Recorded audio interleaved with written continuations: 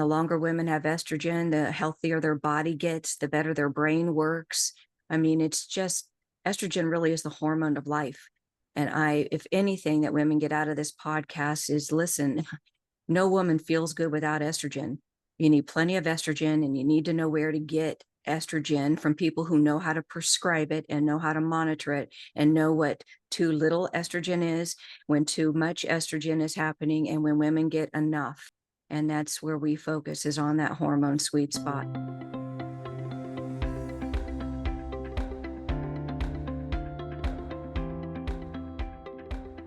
Hello, everyone. You're listening to the Menopause Moxie Podcast, where we challenge the status quo on perimenopause, menopause, and female hormone balancing. I'm Marie Hoäg, and I'm here with my producer and co-host, Maggie Kuhn. Welcome to the show. Hey, this is our first episode, and we're happy to share with you our personal experiences, our stories, and why we started this podcast. Hello, Maggie. How's it going? Hey, Marie, I'm doing well. I'm super excited that we are launching this podcast and all of the great subjects that we're going to be talking about. Things like perimenopause, because of course we're in Perimenopause Awareness Month, but also talking about how you can prevent menopause, perhaps. Things like the 4 generations of HRT, the hormone sweet spot. So we've got a lot of great content coming up in future episodes. But today, we're going to really focus in on primarily your personal story, because it's super powerful. And I think our listeners and viewers are going to be really, really moved and interested, and even hear themselves in your story. So before we get really into that, why don't you talk a little bit about how you got started, why you started Panacea Sciences, and what you've been doing? Yeah, it's actually been quite a journey, actually, but it's been a very interesting one over the years with female hormone balancing with myself, and working as a clinical hormone coach with thousands of women over the years. So I really, I'm very grateful for the time that I've had for, working with some great mentors and working with patients. I started Menopause Moxie in 2013 for a platform to house my hormone coaching practice, and also a way for me to express myself on what I felt was the truth about female hormone balancing and menopause and perimenopause, just based off of what I was seeing in the clinic and myself. And I noticed there was this disconnect from what people were saying online to what the actual truth is. And people were talking about these things that they really knew nothing about. It's like, that's not really how it works in the clinic. That's not really how it works. So I thought, well, the best way I can do that is to, start a blog. And then now, 12 years later, a podcast. But it's really a place for me to draw women in so they can hear a different perspective on what perimenopause is and menopause is, and really importantly, what they can do about it, about those things, that these conditions are not inevitable. And so I think that and that's what makes this podcast really unique from other menopause podcasts. We're not sitting here talking about, how horrible we feel and how good we feel as a sisterhood to be feeling as miserable as we do together. That's not what this is about at all. As you know, that's just not who I am. I take menopause and perimenopause very seriously. I, think that we've been sold a bill of goods with these conditions, and that women have bought into it. And I am here to talk about the truth about it. And I know some people will believe me and some people won't, but I don't really care. I mean, to be honest with you, I'm talking about my personal and professional experiences. And if that makes somebody upset, well, then they get upset. I can't do anything about that, but I'm no longer going to silence myself to ruffle feathers from other people who think that this is just a crock. And that's why this podcast, so women can learn about an alternative approach that is not for everybody, but it could be for them. It was for me. Well, it certainly has been for me as well. So I think that what women are going to hear in this podcast will be different than the status quo, different than what they may be seeing on social media and certainly hearing from their doctors. And that really comes from your 2 decades of clinical experience. Could you talk just a little bit about Panacea Sciences that you also founded? Yeah, so I started Panacea Sciences about a year after I started Moxie, because when I was telling women about the best way to get their hormones balanced, I noticed that women had limitations on where they can go. And this is actually a time when doctors didn't practice telehealth. So women were really at the mercy of their local doctors. And it wasn't really until COVID, until this took off, because doctors were very reluctant to do telehealth. But I wanted a place to go where physicians can go to get training, education, and clinical application training on therapeutic dose estrogen therapies and female hormone therapies, physiological protocols, those protocols that actually fully restore hormones instead of using low dose therapies as a part of a symptoms management program. We're more advanced than that. And there are only a couple of facilities in this country that train this advanced HRT protocol system. So that's one place I wanted doctors to go to get this information.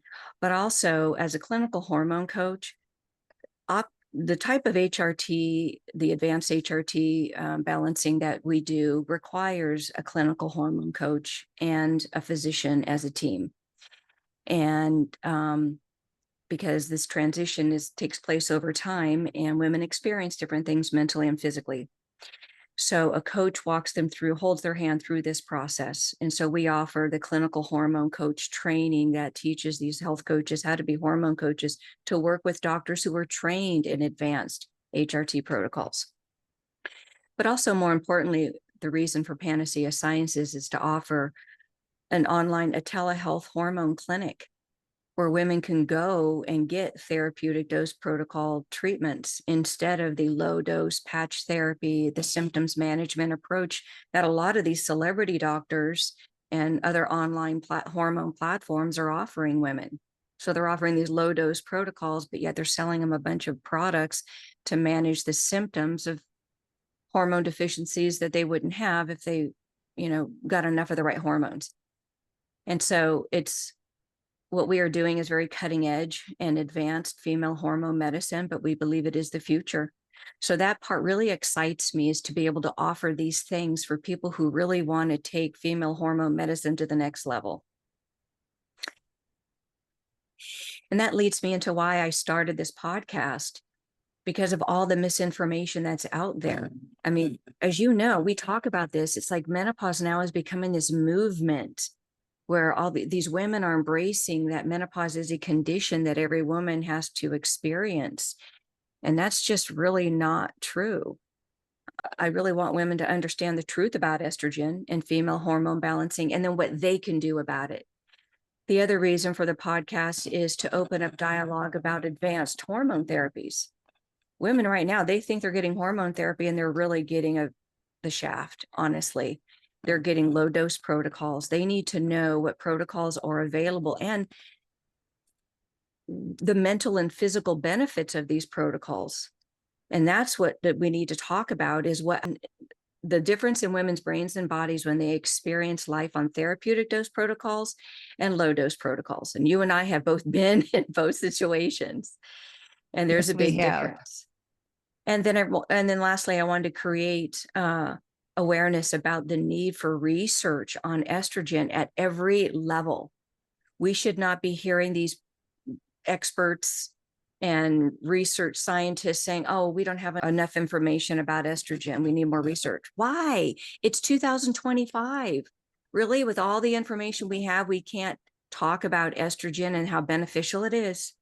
And there are reasons for that. And in future shows, we'll talk about why that there's a lack of research on estrogen, and there's a lack of research on therapeutic dose protocols. Why are doctors only getting training on low dose protocols?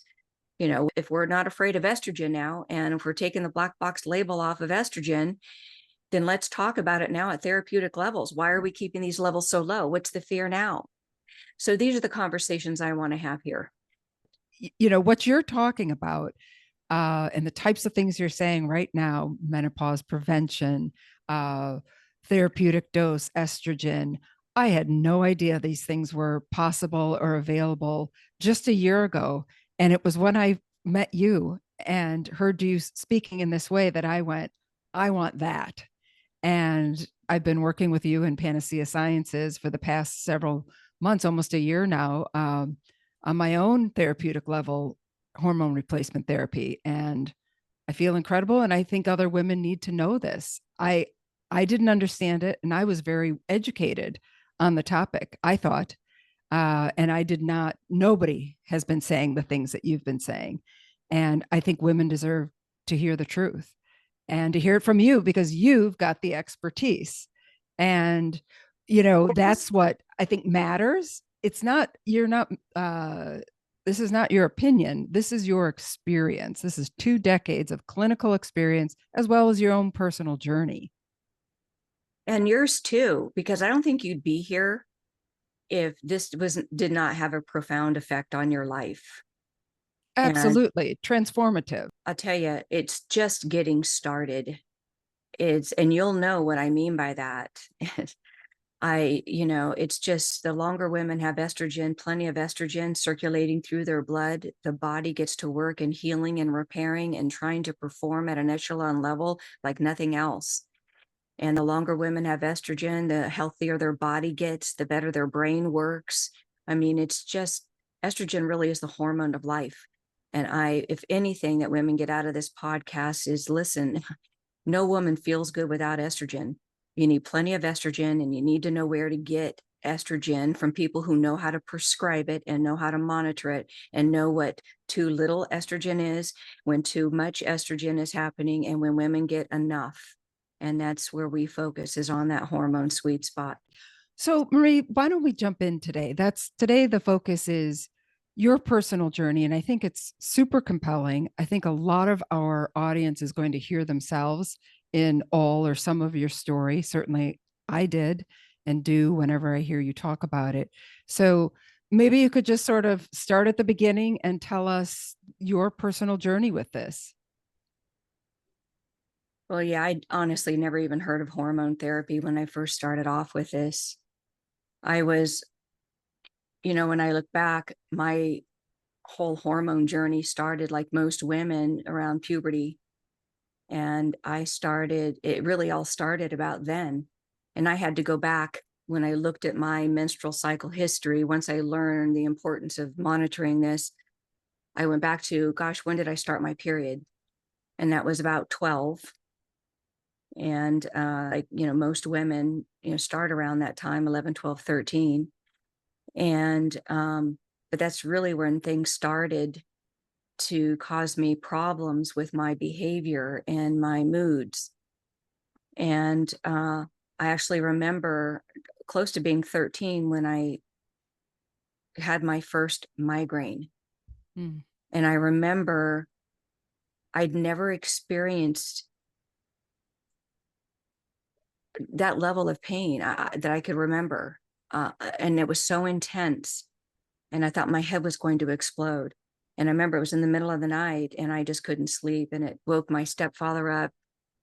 He couldn't go to work the next day. My mother was, it's like this, my migraine, I could see, had this trickle down effect that affected my whole family. And it was like that consistently from a young age. And I was getting daily headaches. Menstrual migraines is what they ended up calling it. And then I started to experience this level of depression that I hadn't had before. And, people chalk this up to being a teenager, this type of depression and anxiety, but they didn't call it anxiety back then. It was just, you're a teenager. Teen angst, I think it's called. Yeah. I mean, who isn't anxious when they're that age? But there was just this, what to me was a cyclical thing, but I really didn't make the cyclical attachment to it when I was younger, where I had these migraines, what I now know to be my luteal phase. And I was happiest and felt terrific the first 2 weeks of my cycle, which is the follicular phase. And so I would have this up and down experience with my personality, my behavior, how I felt physically and mentally in this cyclical format, but nobody really figured that out, that it was cyclical. And then, of course, when I got older, you have PMS. And then now it was thrown into the PMS wastebasket of mood swings and PMS, PMDD is what I ended up being diagnosed with that, but horrible periods, blood clots, irregular periods, heavy periods, prolonged periods, the pelvic pain, the pelvic inflammation. But it's like I can tolerate the pain. I can take something for that. Like I was able to find things to help relieve the pain temporarily. But the part that really affected me was the mental illness component to it that took me down a rabbit hole of conventional medicine that I regret so much to this day, because it changed the trajectory of my life. And the mental illness aspect of what I went through during puberty and beyond that was just horrible. There were 2 weeks out of the month, I felt like I was going crazy. I couldn't control my behavior. I was crying all the time for no real good reason. And I just remember in the middle of some sobbing phases going, what is causing me to be this so sad? Like, what is so bad? Even when things are really going really good in my life, I'm like, what? I just couldn't put my finger on it. And people are like, you're crazy. And then you start to believe them. And this was a time when in the early 70s, mid 70s, late 70s, parents didn't take their children to the doctors for these things. No, I mean, certainly anything mental illness or emotional depression, these things were not talked about, certainly not acknowledged. And I think, as you've alluded to, written off for young girls, for girls, teens, and young women. Oh, that's just your time of the month. Oh, it's your period. And if become the butt of jokes, it's because movies are made about it. It's it's become an accepted thing for women to have some range of pain, discomfort, moodiness, depression, anxiety, and that's just called being a woman. Yeah, and then that's why women get that crazy label. And women get labeled as crazy, as being Karens, as being difficult, irrational, hysterical. And it's hard to disagree with that because part of you are all those things. But you don't want to be, and you don't really feel, I know I didn't feel that way inside. I didn't feel like that was me. In fact, it was actually the opposite of me, which is what really bothered me. Is like, why am I behaving like this? Why am I doing things I wouldn't do like this? It went against who I was, and that created more low self-confidence, low self-worth. I couldn't even depend on myself. I couldn't even control the words that came out of my mouth. I mean, I've lost relationships and jobs. And I mean, it is just, when I look back, I'm thinking, oh my gosh. And then, oh, you're depressed and you're crazy. And then when I was about 17, I met a doctor, an osteopathic doctor, and I talk about this in other shows, where I'm now getting real diagnoses instead of just feeling like I'm crazy and my family telling me I'm crazy and nobody wants to be around me. And of course they didn't. I didn't even want to be around me. They can leave at least. I was stuck with me, but it was tough. I got what they were saying and I didn't blame them for leaving or for firing me it was just horrible. And then, so when I met a doctor, I just turned 18 and I told him, listen, this is what's going on. And, he told me, gave me a few mental illness diagnoses, depression. They didn't call it anxiety, but severe clinical depression and some other things. And I was actually given my first prescription of Prozac. How and old? I was 18. Well, So it was a combination of birth control pills and Prozac. And so at 18 here, because my parents didn't want me to be on birth control. And at that time, it was, you want to control your periods, well, then you take birth control. And so at 18, I'm just like, I need something because I can't keep living like this. And so when this doctor told me that, you have this mental illness diagnosis, part of me was really relieved that there was actually something that I can say, oh, this is why I'm horrible to be around. So please tolerate me because this isn't my fault. And unfortunately, I lived my life as if it wasn't my fault and I didn't have to be accountable for my behavior.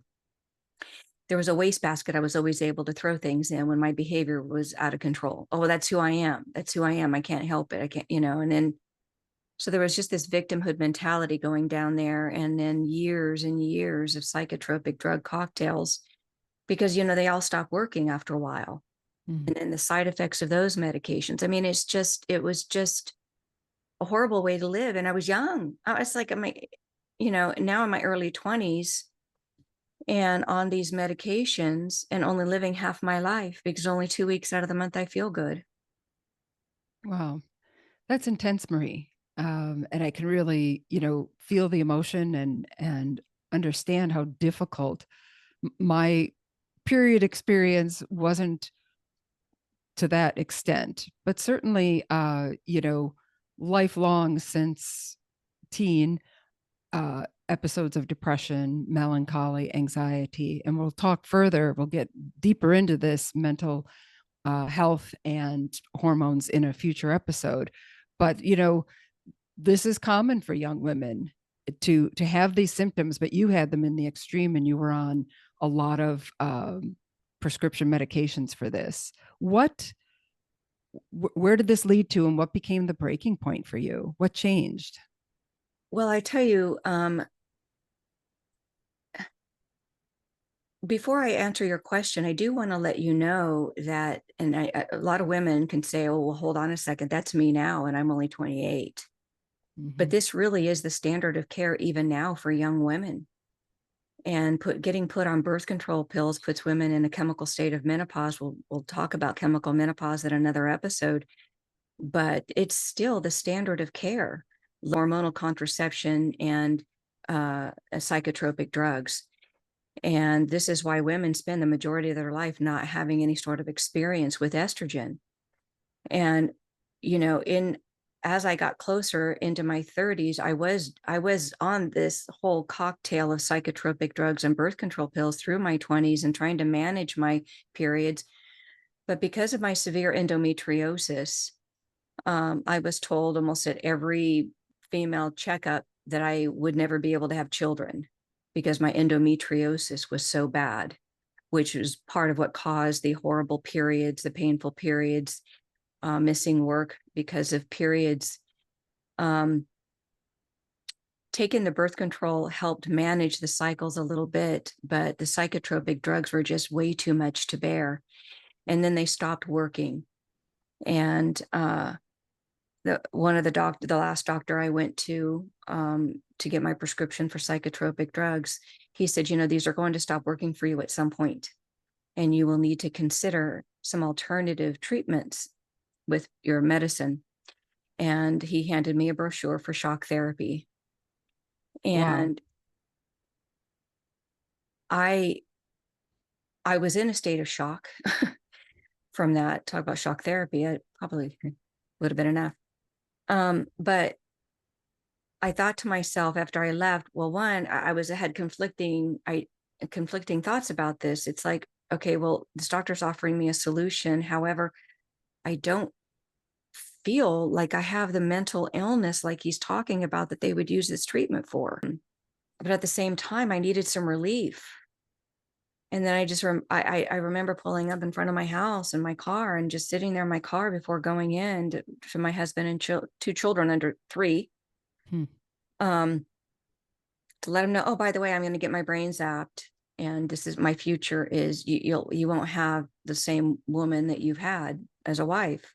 And I won't be the same mother. I mean, I could not even imagine that. I was in shock. And I chose not to do that. This is when I started to, and there wasn't a whole lot of information online. And at this time, I was working as a consultant for a dentist, and who referred me to a doctor because I needed a doctor to write my psychotropic drug cocktails from moving back to California. And this doctor just said to me, he had a different approach, which is why I went to him. And he says, well, I don't treat depression as an illness. And I remember here I am in shock again, thinking, what is going on here?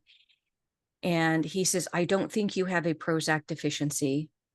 I think you have estrogen deficiency. And what I'd like to do is do a lab panel on you. I'm not interested in managing your side effects of other things that are going on. I want to fix what's going on at the root. And Had so you this, ever heard that before, that you had an oh, estrogen deficiency? oh, never. Nobody, no. Nobody had ever mentioned hormones. Nobody had ever mentioned that. And I had spoken because in my career, I was a medical consultant and medical dental practice consultant. So I've met a lot of physicians, and I didn't waste an opportunity to ask them their opinion about depression and mental illness because I was always trying to find the doctor who got it. Not the, oh, let's try this, or let's try. What do you mean, let's try? Like, you've never done this? Am I the only patient you've had with these symptoms? Like, you don't know? That doesn't give me a whole lot of confidence. And so, like women with hormone therapy, I was jumping from one doctor to the next to try to, and asking anybody who had an MD after their name how they treated depression. And then this doctor's like, well, it's a side effect. And I'm like, side effect? Why are all these other doctors telling me it's a neurological issue and my neurons aren't firing and that's what this depression is? Why is this doctor telling me, it's a hormone issue? I saw the pictures. I get what they're saying with what's causing this depression. However, it wasn't until years later I found out that estrogen is responsible for the firing of those neurons. And that's part of what I learned in all of this is, yes, depression may be caused by the, misfiring of neurons, among other things, but secondary to estrogen deficiency for most things, for most women. And so, but I didn't know this at this time. And I was so desperate that I started working with this doctor. I started working with him more on my diet and lifestyle in the beginning, which was difficult because I was still having regular menstrual cycles, fairly regular, horrible, but regular. And back then, they didn't give women hormone therapy who were still having menstrual cycles. And it wasn't until, women stopped their menstrual cycles before they started hormone therapy. But I've even heard that still today. I see yeah, that regularly, women in these forums saying, I'm in perimenopause, but my doctor won't prescribe anything because I'm not in menopause. So that's not that old of a, that is a now belief still for many doctors. well, it is. And it's sad because, I tell you, some of the best experience in my life I've ever had beyond, the great education and training I've been privileged to get is my clinical experience. This is what really opened my eyes to the reality of what goes on with estrogen, and a doctor who's not afraid of it.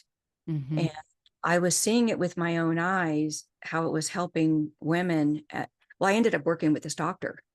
I ended up, it's like, oh my gosh, this is Working for him or working for working? him. Oh yeah. Well, I was working for him now in his practice, because it was just what he was helping me with was just absolutely amazing. And he offered to pay for my education and training at the beginning of really where he was just diving into his own education and training, and dragged me along through his fellowship programs and took the time to mentor and educate me. And as I'm experiencing my own hormonal experience, I'm working with patients in the clinic, and but I'm not on the hormone therapy that they are yet, because we're still, do we give perimenopausal women hormones or not? And then the phones were kind of ringing off the hook at this point of women saying, can I take hormones?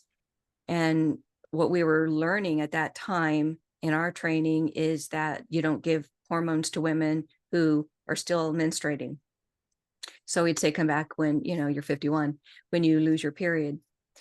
But I was one of those women who were feeling really cruddy and felt like I can benefit from the hormones, even though I was still cycling. But then there was like, what do we do with these patients? Because when you give a woman hormone replacement therapy, it shuts down her own production. So this is one of the fears that doctors have because there's no training on how to deal with that. So the doctors will give a low dose a little bit, but it does disrupt a woman's menstrual cycle. So unless a doctor is trained on how to navigate that menstrual cycle with HRT, they're going to be reluctant to prescribe it. And so we had to figure out the hard way how to do this because I was tired of telling women to come back later because I was one of those women and I didn't want to hear that.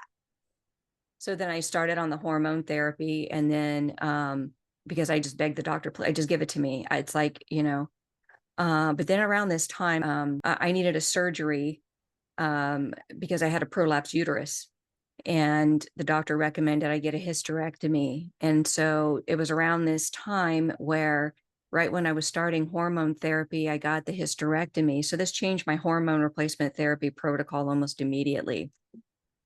So now I'm actually in menopause, surgical menopause. And so now I have to take hormones.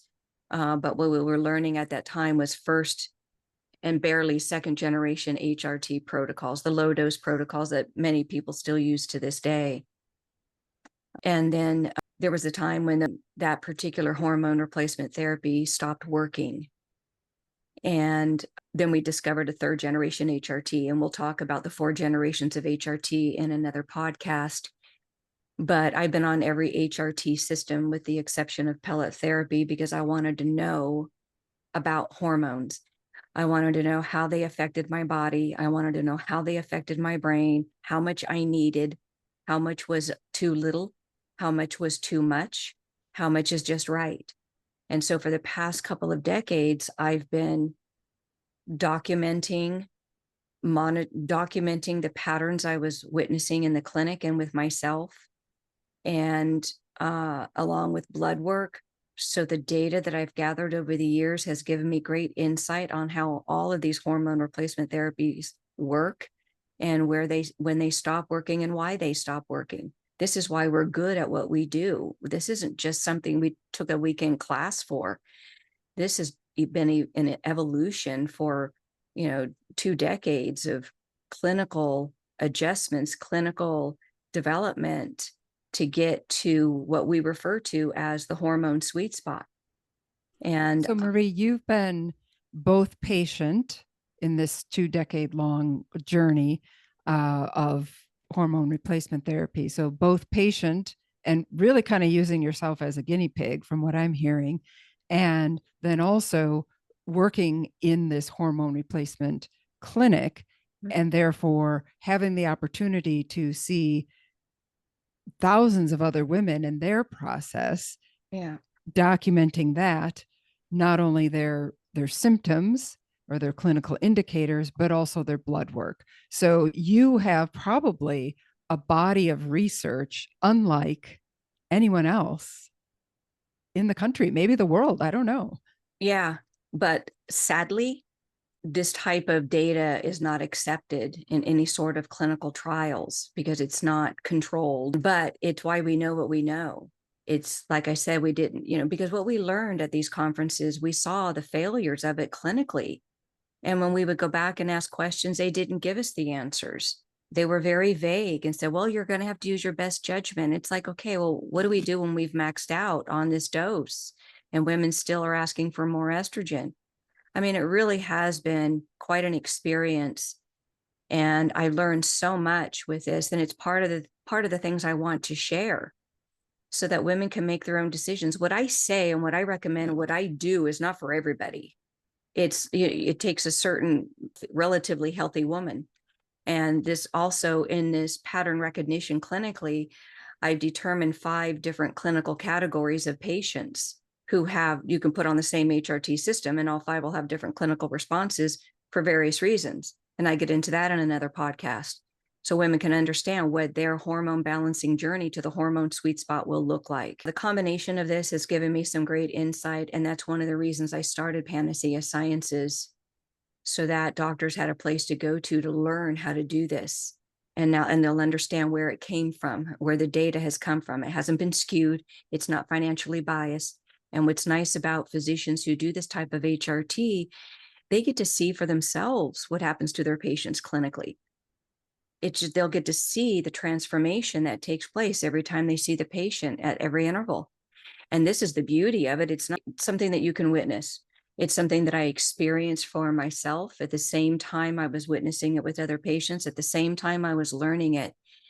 So this is why I get confident in what I know, because it's like, it is part of my life. It's been my life. I believe it can actually change the world. And we've joked around about this, but I do believe estrogen can change the world. If we change the way that we looked at perimenopause and menopause and female hormone balancing, this is why we challenge the status quo, so that women can have a choice of what their future and their children's future looks like. You've just summed up again what we're going to be doing in this podcast, is talking about perimenopause and menopause, identifying the truth, identifying some of the things that are a little more faddish, some of the things that are just outright incorrect, as well as really helping women to understand what their options are. And I think that's the most important thing, to be able to make an informed choice about what your options are. And for right now, at least where we stand in the world, the patient really needs to take charge and direct their care, it seems, because there aren't enough physicians and prescribers yet who fully understand this picture. I think at this point, the patients are often further ahead than the medical community. And it's just the situation that we're in. And so if women can be good advocates for themselves, not only will they benefit, but their doctors will start to also learn more and have more experience. You're so spot on when you talk about that women are smarter than their doctors going in. And because women do go from doctor to doctor, and the doctors aren't giving them answers. But the doctors are going to these conferences asking questions, but they're not getting their answers. It's not that they don't want to tell women. It's not, Right. like it's a secret. It's they just don't know, but they need to know. And I mean, this impacted my life so much that once I started on a therapeutic dose rhythmic protocol, I never had another migraine. I didn't have daily headaches. This just in and of itself, of having a life without this, that I know that I can depend on myself next month to plan things, that I'm not going to be debilitated with a migraine, was really big for me. To never have another mood swing, this really threw me for a loop, because I was always so reactionary, because it seemed like I was always on edge and everything irritated me. And it was strange to live in my body and in my life not responding the same way that I did before, like calmly and confidently and clearly, and not in a reactionary way, but actually my brain is working now that I can actually take a moment and respond proportionately to the situations where it's more effective. The outcome is more in my favor because of my behavior. And this was really weird for me, sleeping through the night. I mean, I just waking up first thing in the morning was a shocker. What about the depression and anxiety? My gosh. When those two things are gone, like just dissipate, it's strange, because there was this moment in time of my life where I didn't feel like I was in my own skin. It's like I was in somebody else's healthy brain and body. And impacted my job, because now my coworkers can depend on me. I wasn't having mood swings. I was rational. I was dependable. They can depend on me every single day of the month, not just for 2 weeks out of the month. And to not be depressed, the amount of time I wasted in bed, that I couldn't get out of bed, that I couldn't get dressed. I mean, my depression was so severe that really in my luteal phase on a monthly basis, I would plan out my own death. I would put together a plan or continue to build on the plan that I had month after month, because there really was rarely a month that went by that I didn't think that I would be better off dead. And to live a life where I wake up happy every day, underneath it all, there's this level of peace and contentment and happiness no matter what is happening in my life. I feel confident that I could handle just about anything that comes my way. It was such a night and day experience. I knew that this was something I wanted to learn. It was something I wanted to know about. I wanted to know if it was consistent. I wanted to know how long was this going to last, because I had a different level of anxiety before when I thought, okay, how long am I going to be happy every day? How long am I going to go without a mood swing? How long am I going to not be? It's like I had to adapt to my new life. And that was taking time. And my children had to adapt to this mother that they were actually expressing more love to, because I was approachable. And even my dog interacted with me differently. I cannot speak about this highly enough. And I told my children, I held up a vial of my estrogen and I said, I want you to have this etched on my tombstone, because my life was wonderful because of estrogen, and it's horrible without it. And I think that women need to know that they do have control over whether they experience the side effects of hypoestrogenism, also known as perimenopause and menopause, that they can do something about it. Like I said, it's not for everybody, but it is for most. And I do highly recommend looking into it. It's such a life-changing experience, Maggie. I feel on my gratitude list. I mean, this estrogen is always at the top. Well, I have heard many women say, you will pry my estrogen from my cold, dead hand because of the impact that it's had. I tell you, that gives a woman a level of confidence, and it's so empowering. You want to talk about female empowerment? Estrogen is the female empowerment hormone for women. All women need plenty of estrogen.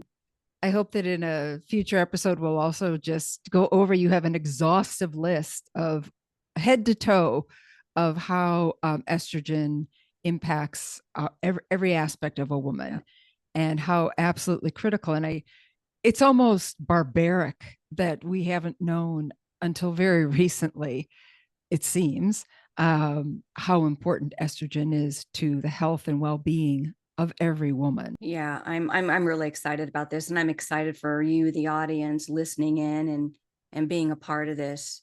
And it's our goal to educate. Listen, if our stories resonated with you in any way, and you want to learn more about what we're talking about, then we recommend that you head over to advancedhormonebalancing.com and click on the consultation, the discovery, I believe it's a discovery session button, and book a consultation with us. And let's talk about if one of our advanced hormone balancing programs is good for you. They're not for everybody, but they are for most women, and really could be what you're looking for.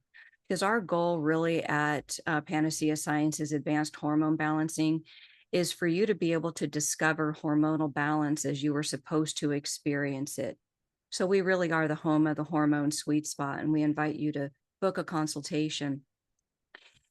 If there's something you would like us to cover on this podcast, then go to menopausemoxie.com/podcast and fill in the contact form there. You can get a hold of us by letting us know what you think, any questions that you have, and also subscribe to this channel so you never miss an episode. Maggie, thank you so much for joining me on this podcast and being a part of this journey with me.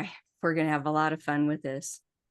Thanks, Marie. I'm glad to be here, and I'm super excited for our audience to learn what's to come. All right, we'll see you next time.